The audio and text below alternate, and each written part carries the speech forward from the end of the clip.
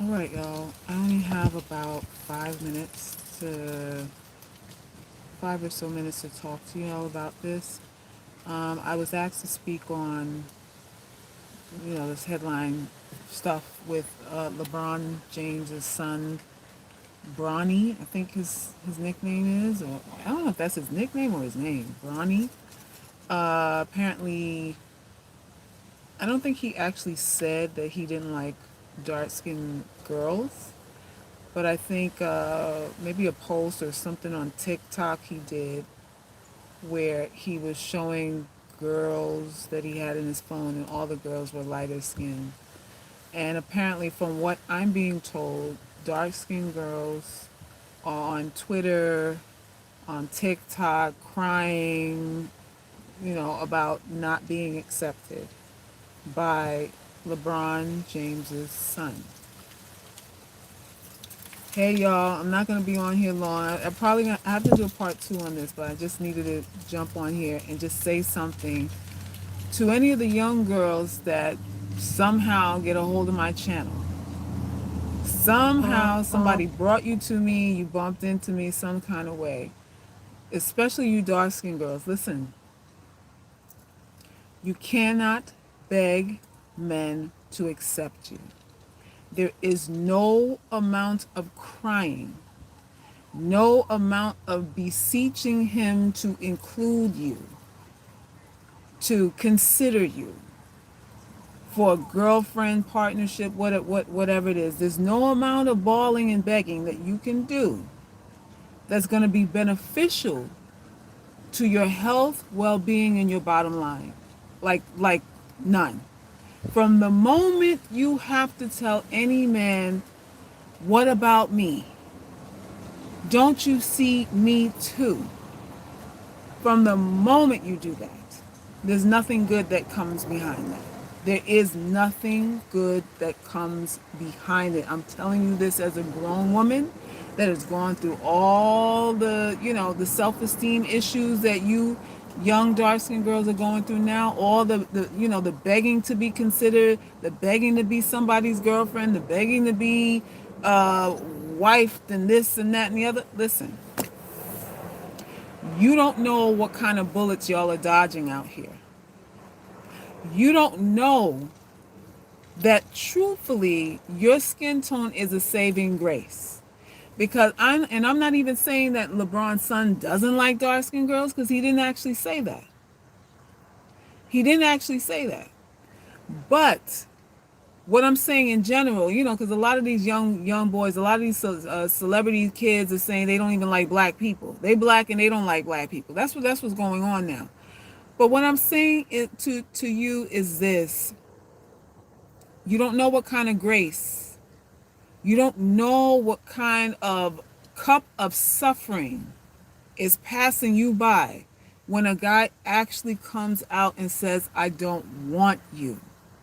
That is let me tell you something. That should be music to your ears. When a guy actually says, "You're not my type," and after he says that, he doesn't make a move on you, consider yourself an angel with her wings. Consider yourself that. And why do I say this, young ladies? Because there's a lot of women out here who don't hear the guys say that, and they still wind up being baby mamas. They still wind up being these dudes' wives and mistresses and fiancés, career fiancés, and what have you, placeholders. There's so many women that are with men who do not want them, but will never come out and verify it out of their mouths. So anytime a guy does that, it's not about crying over them. It's about saying thank you. Give him a slow clap and tell him thank you. Thank you for being honest. Thank you for caring enough about me to not waste my time. You got to thank these people. You got to thank these people. This colorism thing, I told y'all it ain't going nowhere. It ain't going nowhere. It's a battle you can't fight, and the enemy is all over the place. The enemy is all over the place. It's not just these men. I keep telling y'all that all the time. So when y'all get hot and bothered about this thing, just think about who else probably didn't like you because of your skin tone. And some of you can say your own mothers.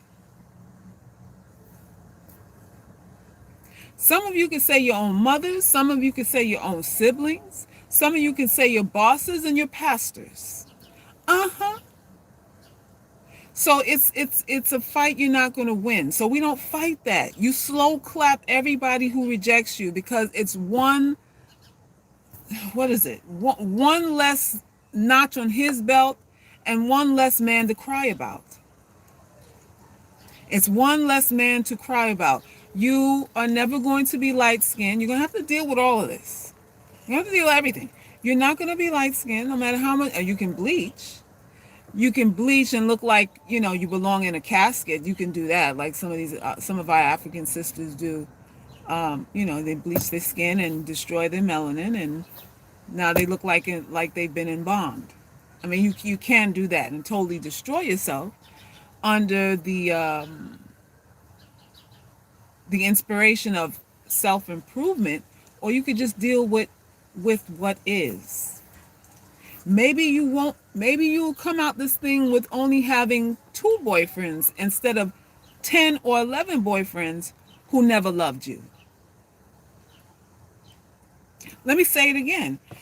Maybe what will happen to you is you won't have 10 or 12 boyfriends who didn't love you.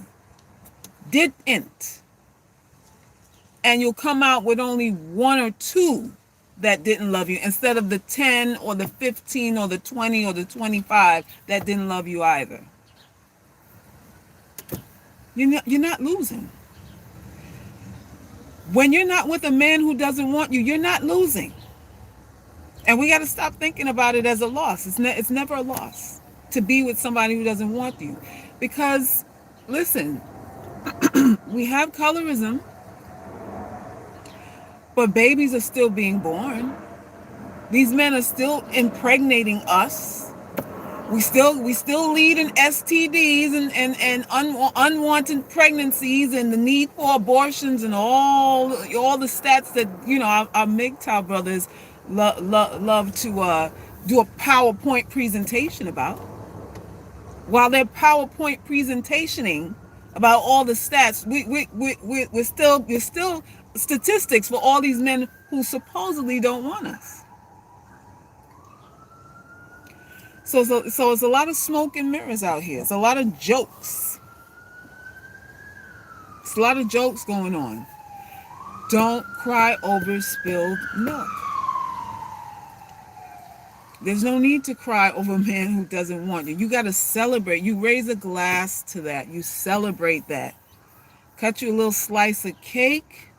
Sit down with some cake and some wine, and all you holistic girls, bust a coconut and drink some coconut water. I shave that shit. Go in your altar and throw some rum on the shit. I shave it all. Your life is at stake with this thing. You play around with these dudes. There's a lot of dudes that don't want the women that they screw. They come to my channel and tell me how there's no hope for us. They love talking about how there's no hope for us, and the only men who want us are the men who are too scared to get the women who look like 8, 9s, and 10s. Those are the simps that come over here to us, are supposedly the ones who are scared to go after the women they really want. This is what men come to my channel to say. And if you think for 1 second these men are still not screwing the same women that they're talking about, that are unqualified to get what they want, you're sadly mistaken, because they're screwing them tonight. They screwed them last week. They're screwing them this weekend, and they're going to screw them next year. That's what's going on. Don't be afraid of these people. And if you suspect that somebody's just with you because they think you're low-hanging fruit, you might need to start calling people out on their shite. You might need to come right down and ask, are you just talking to me because you practicing here, or you am I the last stop here? What's the deal? What's the deal? Is there a girl that you really want, and you want to know if your line will work on her? You want us to role play? Tell me because if it's just about a role play, let me know. We ain't gotta go all the way there. I can help you role play so you can get the girl that you really want. Because what you not gonna do, hear me now, what you not gonna do is screw me over. Because I'm gonna ask for everything the girl that you want is gonna ask for too. That's how this thing goes. That's how this thing goes. You have to have expectations and demands because your life depends on it. If they think you low hanging fruit and you act like low hanging fruit, guess what happens to you? You just put a bullseye on your forehead. You've just put a bullseye on your forehead. Hello. That's right. We don't have time to play games with our lives like that. You don't have time to play games with your vagina like that. These dudes running around here with all these Nutrinoids and all these Malaysian, Mongolian, and I don't know, Turkish under the sea. Where they dug them up at? They come from about 5 or 6 different people. Like 5 or 6 people gave birth to them at the same time. When you ask them, well, what are you? Well, I'm Asian, Dutch, European, and Irish, and Pakistani, and Indonesian. Well, how many people screwed to make you? Last I checked, it was a male and female. Sperm and the ovum. Where all these extra folks come from? Fantasy Island. That's shite. Fantasy Island. All these simulacras. All these exoticals. All these exotical women these dudes are chasing. Ain't LeBron just got caught, or supposedly he done got found out. He cheating with some chick you can't tell what she look like. You can't tell what she is. Mongoloid, Nutrinoid. She's about 5, 6 different people too. And it's all right to want what you want. I ain't throwing no real shade on it. You can want what you want. If a girl ain't qualified, she just ain't qualified.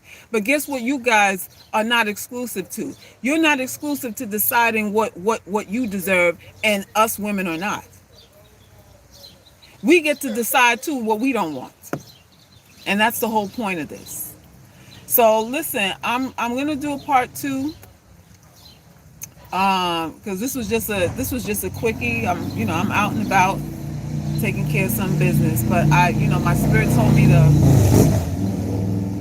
to jump on here because some of y'all need to hear this because y'all are hot and bothered. My dark skin girls are in a fury right now over this. The boy's like, what is he, 16? He may change his mind or he may not. He may be watching what his father do, hearing what his father do, and or what all these ballers do. Ballers got a uniform with on their back and with their penises. They all follow a script. So fidelity for ballers, fidelity for men in general is one thing, but fidelity when it's ballers concerned is a whole nother animal. Anyway, y'all, I'm going to jump back on here and do a part 2. I just need to come and feed my flock a little bit. Right? Y'all hold it down. Y'all be easy. Don't get flustered by this thing. Raise a glass. Every dude that says he's divested from us, pour out a little liquor for him. Like he's dead.